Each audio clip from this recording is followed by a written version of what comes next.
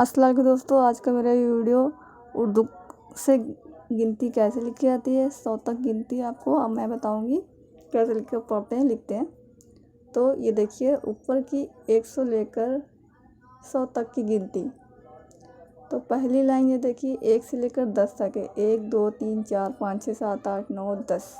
फिर दूसरी लाइन अब देखिए सेकेंड लाइन 11 से लेकर 20 तक। 11 12 13 14 15 16 17 18 19 20। फिर तीसरी लाइन है 21 से 30 तक। फिर चौथी लाइन है 31 से 40 तक। फिर पांचवी लाइन है 41 से 50 तक। तो इसी तरह आपको देखने के लिए 100 तक गिनती कैसे लिखी है। तो यहाँ तक मैं इंग्लिश बताऊँगी। 1 2 3 4 5 6 7 8 9 10। 1 2 3 4 5 6 7 8 9 10।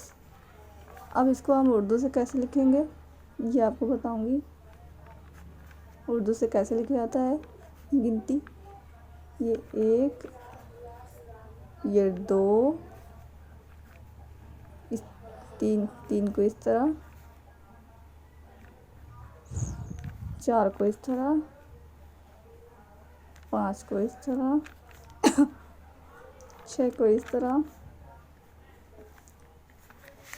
7 को इस तरह, 8 को इस तरह, 9 को इस तरह और 10 को इस तरह।